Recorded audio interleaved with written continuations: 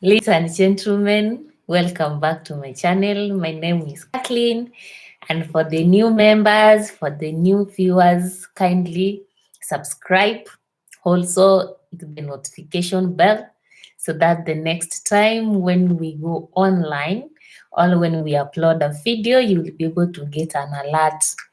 For our other members who have been supporting me, I really appreciate your subscription. I appreciate the feedback and the suggestions that you keep giving me. I really appreciate you so much, and I kindly request you that you may be my member, my very supportive member, my great viewer, but you have not subscribed. Kindly look at the subscription button and see if it is gray. If it is gray, you have subscribed. Then if it is red, it means that you have not subscribed. Kindly subscribe. Otherwise, welcome to today's presentation.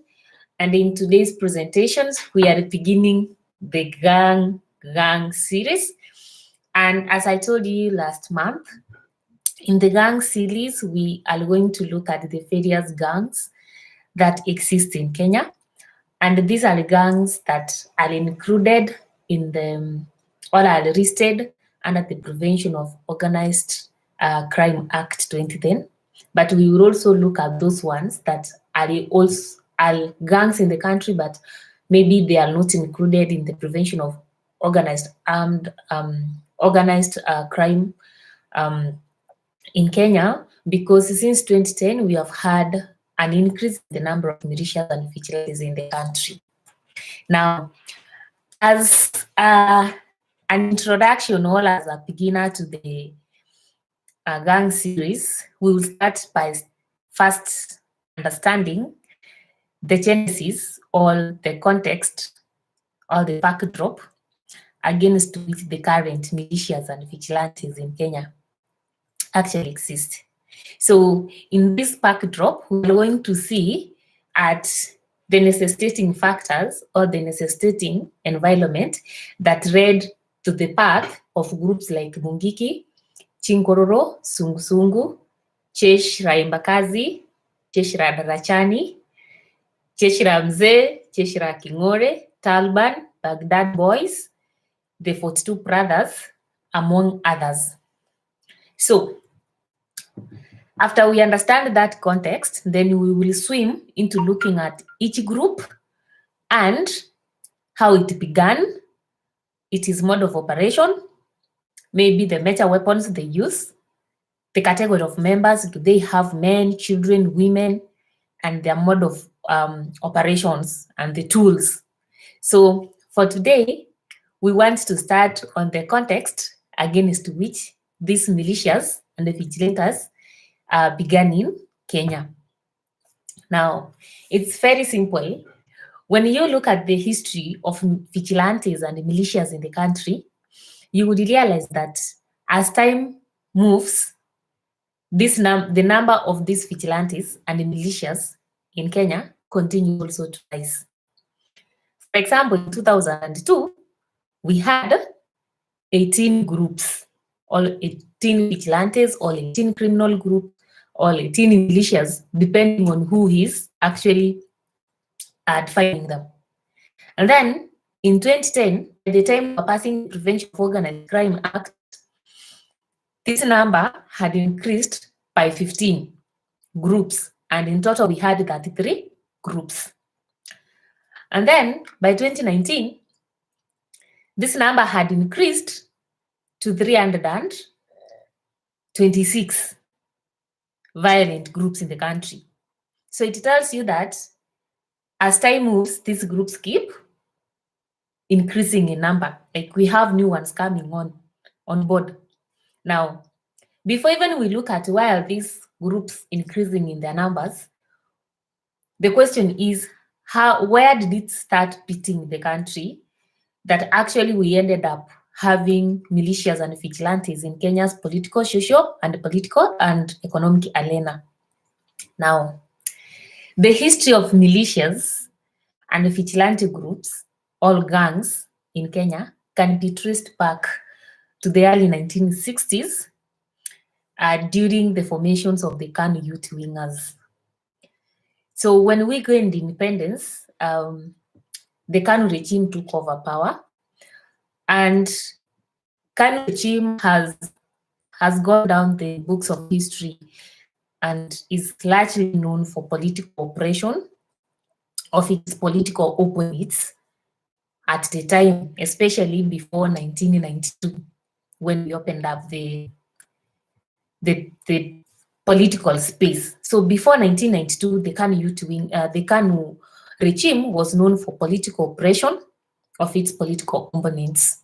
It was a regime that actually never had a serious or a concrete opposition, because the country was more of a one-party regime, especially after the 1982 attempted military coup. But before this time, you realize that to suppress the political opponents, the ruling elite of the time came up with the KANU youth wingers. So the KANU youth wingers, these were young men who were supporting the political leaders of the time, all the ruling elite of the time. And the KANU youth wingers were used to unleash violence and disrupt political parties and rallies of the presupposed opponents of the regime of the time. So the use of KANU youth wingers in suppressing the political opponents could leave the 10 political opponents of the regime devastated and unable to carry out their rallies and campaigns in the right way or freely. So as a response to this, the political opponents also had to defend themselves, and they had to come up with a force that could actually counter the activities of the KANU youth wingers. So you realize that when Kenya became a single state, a single party state in 1982, political repression and intimidation of the opposition became intense. And as a result, many of these political opponents, all the opposition leaders, also sought to have their own security wing, just like the KANU youth wingers, to oppose the activities of the state-led KANU youth wingers. So that's how many of these political opponents of the regime ended up gathering young men and women and taking them as their own security wing, or as their own security, all defenders, who could counter the activities of the KANU youth wingers. When you look at most of these ethnic groups that were formed at this particular time, majority were ethnic-based or regional-based, depending on the kingpins or the tribal kingpins of the time.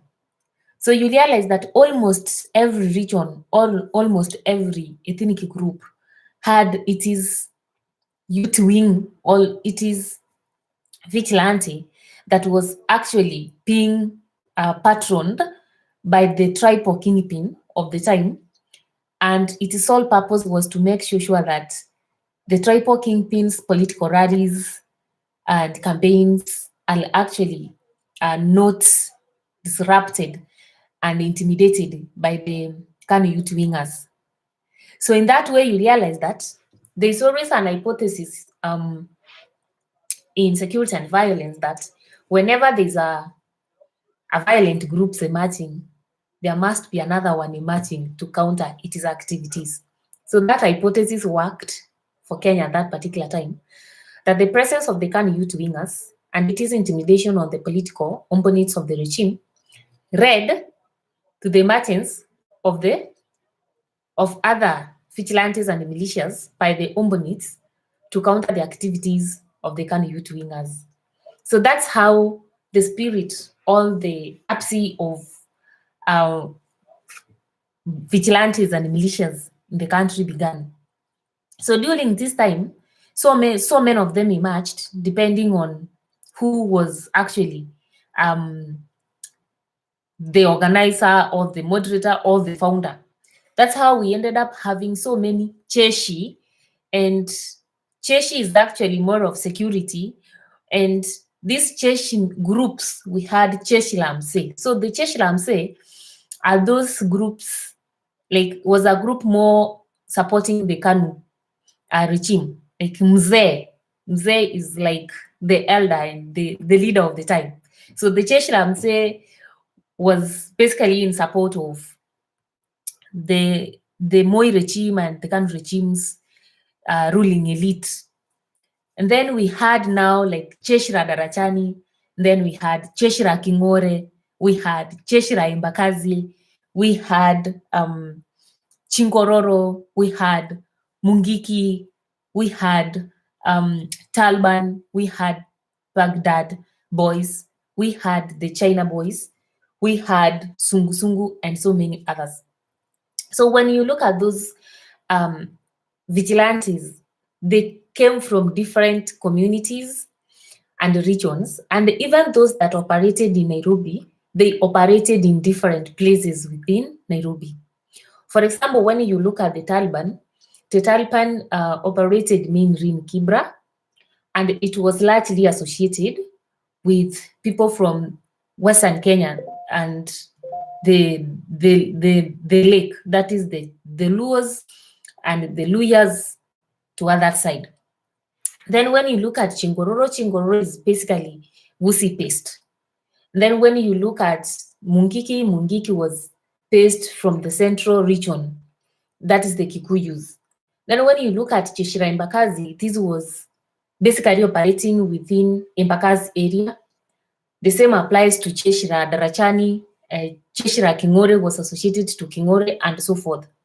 So you realize that even when these groups emerged as a reaction to the presence of the KANU youth wingers, their operation was very different. Their areas of operation was diverse depending on which group or which political leader or which ethnic group or which political leader they actually supported. Those from the coast, like the Yaya Kombo and so forth, they actually supported the politicians from the coastal part of Kenya. And eventually you will realize that we will have later on a huge movement called MRC, that because of what they feel of intimidation, they felt of intimidation, lack of representation, and lack of their grievances being heard in the government, they felt like they should secede, that the coastal part of Kenya should secede from Kenya, from the larger Kenya, and they form a country of their own. That's the time we came to have something called the Mombasa Republican movement that actually was saying Pwani si Kenya, that the coastal part of Kenya is not part of Kenya, like they need to stand like a country on their own. So such are the modalities against which these groups were formed. Like all the problems that we have currently in terms of militias and the presence of militias in violence, in political arena, economic arena, and even the social arena can be traced back to the activities of the KANU youth wingers. And what actually happened in Kenya is a very good lesson that sometimes how the leadership of the time organizes their politics and receives people's grievances and treats the opposition can dictate how the citizenry and the opposition reacts to such policies and to such a mode of government. I talk about the presence of militias in political, economic, and social arenas because in Kenya, actually, these groups have been in all these spheres. We can never talk of any post-election violence in the country if we have not spoken about militias unleashing violence to the presupposed enemies. Look at the 1997 post-election violence, the 1992 post-election violence, the and the 2007 post-election violence, when you read through the commissions, that the reports by the commissions that were actually set to investigate this electoral violence, you will realize that these groups have not been missing, right from ethnic-based groups to slum-based groups in the urban setup. And how these groups unleash violence depends on who do they support politically. And the person they support politically is the person who is actually funding them to do that job. So we cannot talk about Kenyan politics and forget to talk about the post-election violence and the actors in this violence in terms of militias, vigilantes, and violent groups. When you talk about the economic sphere, you realize these groups, they are also in the economic sphere. Some of them are manning matatu terminuses in the country, and some of them even are manning water points in terms of those people are living in slum areas, and they are like, you have to give something for you to get that water and so forth. And we have even seen chaos and fights between or among these groups in terms of in the transport system, in terms of who is manning which route and who is not manning this route.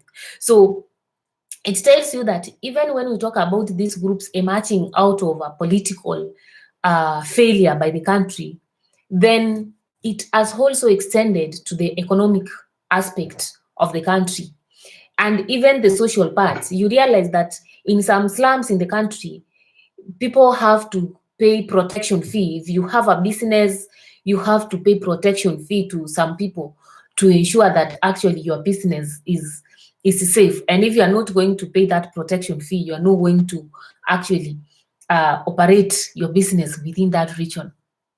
We have seen groups like Sungu Sungu in Kisii County actually coming on board, like they are offering community policing, but there is a very thin line between the operations of Sungu Sungu and the operations of community policing, which is actually legally and confirmed and legally accepted by the law, and the activities of Sungu Sungu that triples down to even being hired to beat people. If we have a problem, if I have a problem with you in terms of business, I will just go hire them, give them something small, and they take you to the Kisii Stadium and they beat you up. So such are the modalities that we will be exploring now in when we will be discussing each gang or each violent groups. We really want to know its operation and whether its operation is within the role, within or without the role. And when we are going to look at these groups, just as I've said, you realize that they have cut across socio-economic and political arenas, but their presence is felt more in the political arena because politics are very emotive thing in the country, and it's a highly competitive thing. But the fact that these groups have emerged from just a simple political reaction to enter into politics and socio spheres of people's lives, it tells you that these groups are also evolving, and maybe factors within the country, be they political, be they economic, be they social, are informing this evolving. And by the end of the day, we end up having kind of a very hybrid groups coming up that are combining socio-economic and political reasons for their emergence and their formations. And that then will inform their mode of operation, their members, and even the weapons they use. So that's what we will be discussing, and that's what I can call a very simple introduction to what we will be doing in the gang series. But the bottom line lies that in the gang series, we look at the KANU youth wingers as the measure or as the mother to all the violent groups that we have today. That perhaps if the KANU regime never had the KANU youth wingers to oppress the political opponents, maybe today the country could not be having militias and vigilantes that are claiming to fill the gap that the government has left, but while in the real sense, they are terrorizing people and leading the country into a state of fragility in terms of security, in terms of economic progress, and even in terms of political stability and political freedom. So, having understood this, as we move forward, even as we discuss these groups, the question will be, how then can we make our policies, and what can we do then, and what socialization will we have to make sure that we bring up a new generation of young men and women who do not look up to gangs, all vigilantism, all militias as a way of letting their grievances be heard, all as a way of repenting where they feel that the government has failed. So such is the conversation that we want to have as we even discuss these militias and these violent groups individually. So keep your comments coming, keep your ideas coming, keep your recommendation and suggestions coming on what do you think could be done, and whether you think on that maybe if the KANU youth wing has never existed, could we be having violent groups and vigilantes today? If we had actually the political pluralism right from independence, and like there was no political oppression in the country, could we be having all these groups that we have today, which actually are serving the political interest of some political elites and people who hire them for their own political and economic agenda? So those are the questions that I'm posing to you out there today, and kindly leave your answer, leave your idea, leave your suggestion in the chat box. And going forward, as from our next episode, we will start discussing one group after another. And the first group that we are going to look at is the Chingororo movement, or the Chingororo group. The Chingororo group majorly operates in the Gusii region. So we are going to look at who are the Chingororo, because there are so many narratives behind the true identity of Chingororo. So we are going to look at who are the Chingororo, what led to the emergency, how have they evolved over time, and what is the current state of Chingororo movement even after the ban under the Prevention of Organized Crime Act 2010. So see you next time. Kindly subscribe, kindly share, kindly leave your suggestions in the chat box.